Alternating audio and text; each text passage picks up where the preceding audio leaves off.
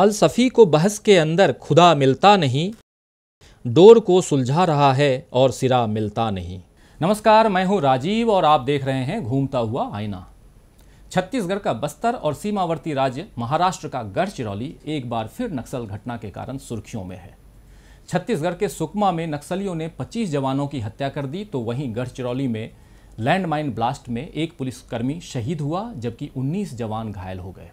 नक्सल समस्या पिछले 40 वर्षों से बनी हुई है। सरकार समय समय पर इसके खात्मे का भरोसा दिलाती है, तो दूसरी ओर नक्सली अपनी वारदातों को नई चुनौती में पेश करते रहते हैं। आइए एक नज़र सुकमा में हुए हमले पर डालते हैं। ए गंगरेलवान काया, ए गंगरेलवान। 24 अप्रैल को दोपहर जब केंद्रीय रिजर्व पुलिस बल की 74वीं बटालियन के जवान रोड ओपनिंग के लिए निकले तो माओवादियों ने घात लगाकर उन पर हमला किया, जिसमें 25 जवान शहीद हुए जबकि 6 जवान घायल हो गए। देश के नक्सल प्रभावित जिलों में से 35 में नक्सलियों का प्रभाव अधिक है और सुकमा उनमें से एक है। सीआरपीएफ पर हुआ हमला इस साल का अब तक का सबसे बड़ा हमला है। जिस चिंतागुफा इलाके में इस बार हमला हुआ है, वहां पहले भी ऐसे हमले हो चुके हैं। 2010 में इसी इलाके में सीआरपीएफ के 76 जवानों को नक्सलियों ने मार डाला था। दिसंबर 2014 में यहां सीआरपीएफ की बटालियन पर भी हमला हुआ था, जिसमें 2 अफसर और 11 जवान शहीद हुए थे। इसके बाद इसी वर्ष मार्च में यहां हमला हुआ, जिसमें 15 जवान शहीद हुए थे। ताड़मेटला से चिंतागुफा के बीच एक झीरम कांड भी हो चुका है, जिसमें दर्जन भर कांग्रेस के बड़े नेताओं सहित 31 लोगों की हत्या नक्सलियों ने की थी। 2012 में अप्रैल में ही तत्कालीन कलेक्टर अलेक्स पाल मेनन को माओवादियों ने अगवा किया था, जिन्हें मध्यस्थों की मदद से रिहा करवाया गया था। तो एक के बाद एक नक्सल हमलों के कारण सुकमा अंतर्राष्ट्रीय मानचित्र पर आतंक के नए गढ़ के रूप में स्थापित हो गया है। सरकार पिछड़े हुए बस्तर में विकास का नया पाठ पढ़ाने का दावा करती है, लेकिन यह विडंबना है कि बस्तर का नाम विकास कार्यों के संदर्भ में कम और नक्सल हमलों के संदर्भ में अधिक लिया जाता है। सरकार की तमाम सख्ती के बावजूद माओवादी पीछे नहीं हट रहे हैं, बल्कि बाकायदा लड़ाई का ऐलान कर रहे हैं।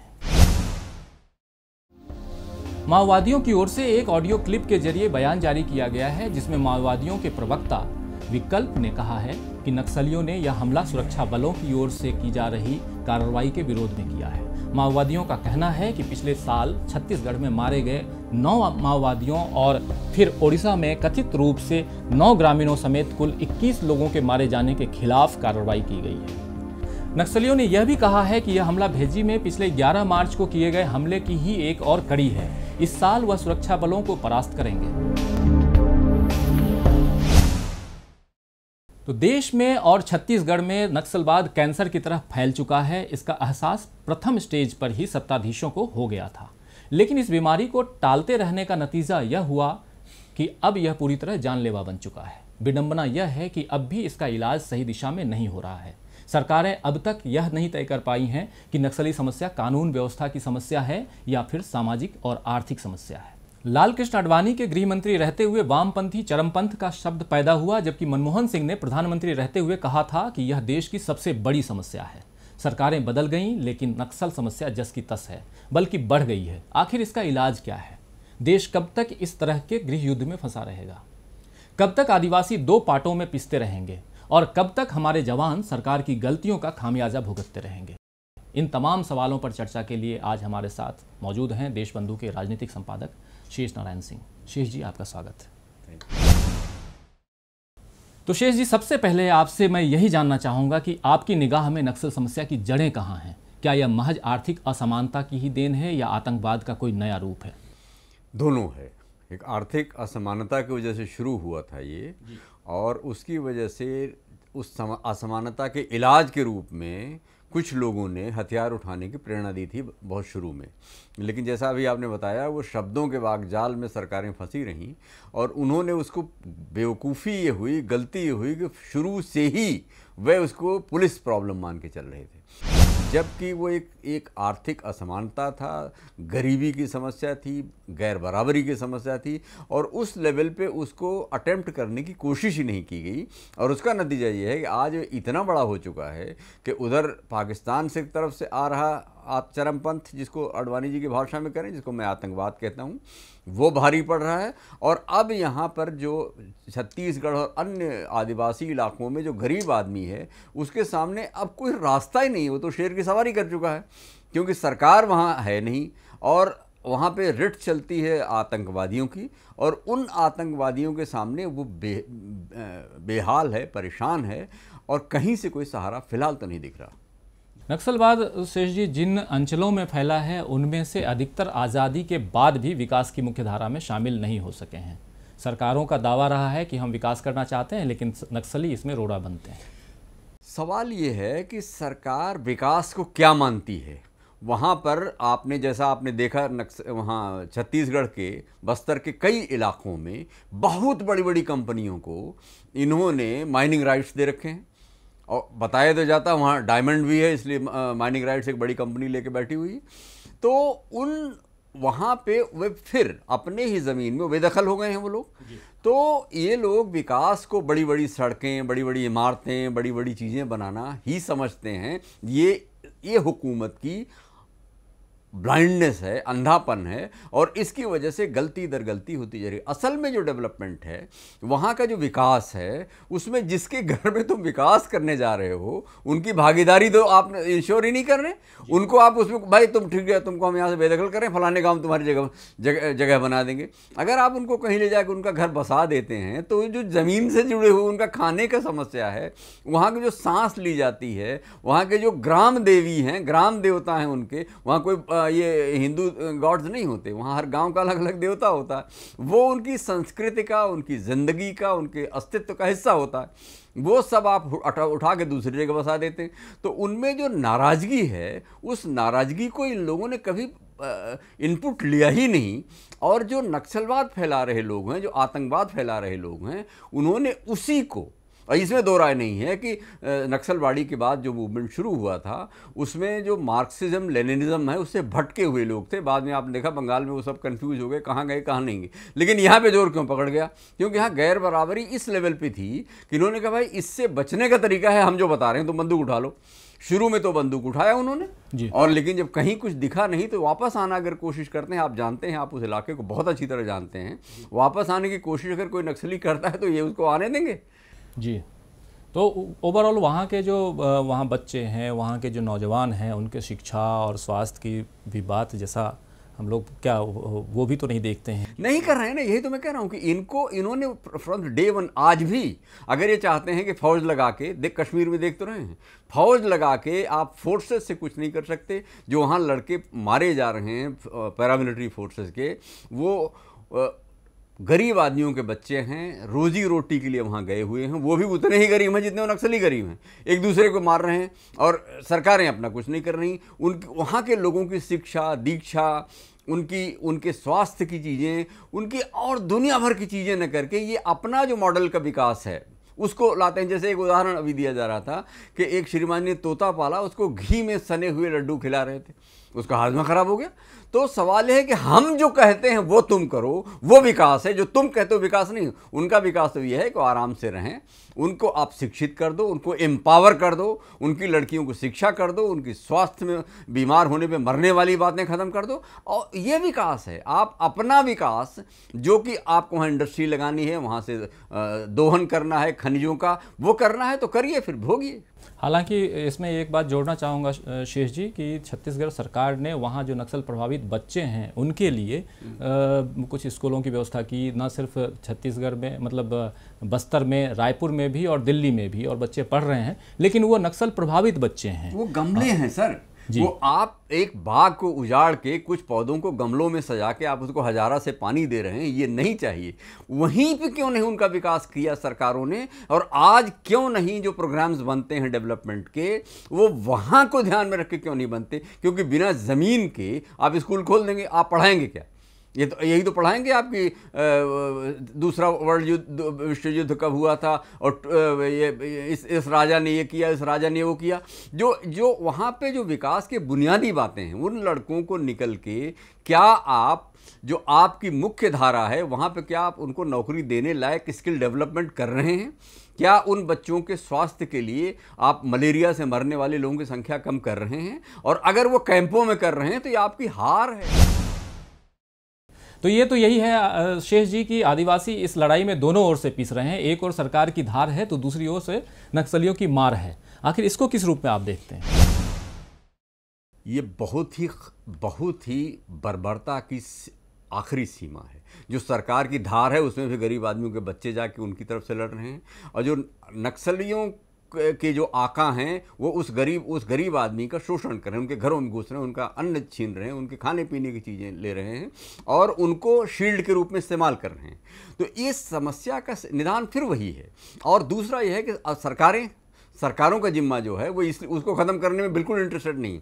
वरना मैं, आपको मालूम है, मैं वहाँ घूम के आया हूँ, मैंने देखा उन जगहों को, और वहाँ पे अगर समस्या को ठीक से आप संबोधित करें, वही लोग जो रात में जंगल में चले जाते हैं वो दिन में अपना रूटीन का काम कर रहे होते हैं, लेकिन उनको आप होने नहीं देंगे, क्योंकि जो नंबर 2 का जो अनअकाउंटेड जो पैसा जाता है केंद्र से लेफ्ट विंग टेररिज्म LWT से लड़ने के लिए, वो कहीं रिकॉर्ड पे तो होता नहीं। तो जो बाबू लोग हैं जो नक्सलिज्म को हैंडल कर रहे हैं, उनके हाथ में मोटा माल आता है। उस मोटे माल को मुझे लगता है कि ये लोग सरेंडर नहीं करने वाले हैं, और इसलिए उस समस्या को बनाए। और दूसरी भी बात है कि जो सरकार की मुख्य जिम्मेवारी है वेलफेयर स्टेट का, गरीबी हटाएंगे, स्वास्थ्य के इंतजाम करेंगे, शिक्षा के इंतजाम करेंगे, उधर ध्यान न जाके सारा ध्यान नक्सलिज्म की तरफ लड़ जाता है, और फिर उसके लिए और पैसा आता है। तो ये कश्मीर में भी यही हुआ है और यहाँ भी यही हो रहा है। तो इससे हर लेवल पे सरकारों को जरूरत है। लेकिन इसमें एक चीज ये आर्थिक पहलू है जिस कारण जो आप कह रहे हैं, लेकिन इसमें एक पहलू और भी है जो मानवाधिकार के हनन का पहलू है, जिस पर लगातार बात होती है। उसको आप किस रूप में देखते हैं? मानवाधिकार के हनन का सवाल यह है कि वहाँ पर तमाम लोग ऐसे हैं, हम लोग जानते हैं, जो जब सही बात कहेंगे तो उनको ये देशद्रोही घोषित कर देंगे। यहाँ पे अजीब डेफिनेशन हो गई है देश प्रेम और सरकार की, कि जो सरकार की गलत नीतियों के खिलाफ कुछ भी करेंगे उनके देशद्रोही घोषित कर देंगे।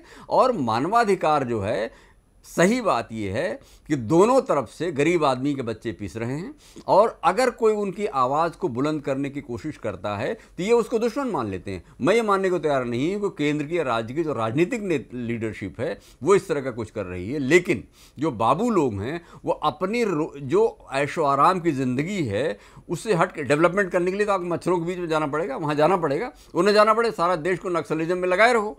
और ये स्थिति जो है ये बहुत ही बद से बदतर होती जा रही है। लेकिन इसमें जो आप कह रहे हैं उसी बात को मैं आगे बढ़ाते हुए एक सवाल और भी आ रहा है जो मैं जानना चाहूँगा कि जब भी विचारों की बात होती है वहाँ पे वैचारिक रूप से अगर इस समस्या के निदान पर कोई भी बात करता है तो उसको नक्सल समर्थक मान लिया जाता है। कई सारी घटनाएं ऐसी घटी हैं पिछले दिनों, और इसके बाद ऐसी स्थिति हो गई है कि लोगों को डर लगने लगा है कि उस विषय में बात करें। ये एक जो समस्या उत्पन्न हो गई है, क्योंकि जैसा हम लोग जानते हैं कि नक्सलवाद जो है वो 2 रूप में देखा जाता है, एक उसको समस्या और दूसरा जो है, जो शुरुआत की बात की जाए तो वो एक वैचारिक लड़ाई थी। जब वैचारिक लड़ाई की बात आती है तो जो वैचारिक लोग हैं जो इस पर बात करना चाहते हैं उनको भी दबाया जा रहा है। इसको किस रूप में देखें? जो वैचारिक, आप उनकी जो वैचारिक विचारधारा है उससे आप डिसएग्री कर सकते हैं, आप सरकार के लोग डिसएग्री कर सकते हैं, मैं डिसएग्री कर सकता हूँ, आप डिसएग्री कर सकते हैं, लेकिन उसमें ये थोड़े ही कि बहस कर रहे हो आप हारने लगेंगे तो लाठी उठा लेंगे। आप वैचारिक लड़ाई को, जो उनका नक्सलवाद का है, जो हथियार उठाने की उनकी बुनियादी फिलॉसफी है, उसको उस लेवल पे एड्रेस करने के लिए क्या आपके पास वैर-विदाल है, क्या आपके पास सरंजाम है कि आप उनको विचारधारा के स्तर पर उनको मात दे सकें?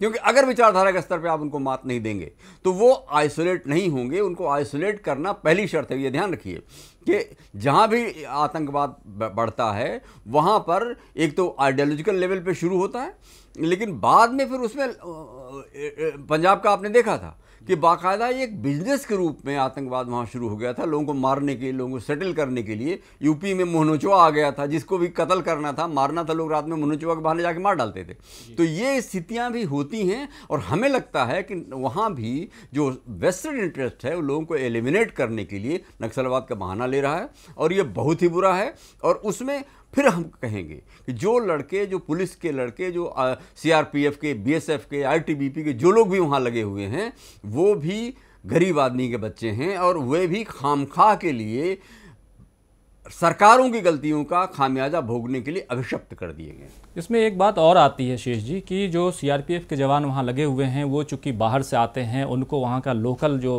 वहाँ की जो टेरिटरी है और जियोग्राफी का अंदाज़ा उतना नहीं है, और ऐसे में पुलिस के बीच, मतलब लोकल पुलिस और इनके बीच तालमेल की कमी देखी जाती है। और जितनी घटनाएं अभी घट रही हैं उसमें कहीं ना कहीं ये बात भी कही जा रही है कि हाँ, आपसी तालमेल की कमी है। इसको किस रूप में भाई देखिए, वहाँ जो लोकल पुलिस है वो उसी को हेल्प करने के लिए तो ये लोग बाहर से गए हुए हैं। और इन लोगों को सीधा ये होता है कि भाई नक्सलिज्म के खिलाफ आपको लड़ना है, आप कोऑर्डिनेट करिए, आप लॉजिस्टिक्स प्रोवाइड करिए, आप वो ज्योग्राफी को आप वहाँ के जानते हैं, आप वहाँ के लोकल ट्रेडिशंस को जानते हैं। लेकिन अब वही मैंने जो आपसे कहा कि चूंकि उसमें पैसा मोटा मिल रहा है केंद्र से और नक्सलिज्म के नाम पे जो चाहे खर्च करें, कहीं हिसाब नहीं देना, कहीं रिकॉर्ड में नहीं लाना है, तो उसकी वजह से हमें लगता है कि उन लोगों को लगता है कि इस जानवर को जिंदा रखो, नक्सलिज्म की जो खूंखार स्वरूप है, क्योंकि इसकी वजह से इंटरनेशनल हेडलाइंस मिलती हैं और फिर केंद्र से और पैसा आता है। तो मेरा तो साफ साफ आरोप है कि उस पैसे को डकारने के चक्कर में जो लोअर ब्यूरोक्रेसी है वो इसको ठीक ही नहीं होने देगी। तो नक्सलवाद दिन ब दिन गंभीर और घातक होता जा रहा है और उस पर केवल उलझाने वाली और भ्रम में डालने वाली बातें ही हो रही हैं। आप चाहे सैन्य बल का अधिक से अधिक उपयोग करें, चाहे नक्सलियों को मुठभेड़ों में मारें, चाहे उनसे आत्मसमर्पण करवाएं, चाहे उनके प्रभाव वाले क्षेत्र में काम कर रहे सामाजिक कार्यकर्ताओं को डराएं धमकाएं, चाहे आदिवासियों को नक्सलियों से लड़ने के नाम पर उनके गांवों से विस्थापित कर दें या सरकारी कार्रवाई के कारण नक्सलियों के बैकफुट पर जाने का दावा करें। सुकमा जैसी घटनाओं से नजर आ रहा है कि नक्सलवाद का खात्मा कर देने से सारे दावे खोखले हैं। सरकार उनकी जड़ों तक जाने की कोशिश ही नहीं कर रही है, बल्कि कुछ शाखाओं को काटकर पेड़ उखाड़ने का दावा कर रही है। जिन स्थानीय आदिवासियों को ढाल बनाकर माओवादी सुकमा जैसी घटना को अंजाम देते हैं, क्या सरकार उन आदिवासियों को अपने पक्ष में करने के समुचित प्रयास कर रही है? यह एक बड़ा सवाल है। रोशनी फैली तो सबका रंग काला हो गया, कुछ दिए ऐसे जले हर सू अंधेरा हो गया। शेष जी, नक्सलवाद जैसी गंभीर समस्या पर आपने जानकारी साझा की, इसके लिए बहुत धन्यवाद। आज के लिए बस इतना ही, फिर मिलेंगे खबरों के नए आईने के साथ। तब तक देखते रहिए DV लाइव। नमस्कार।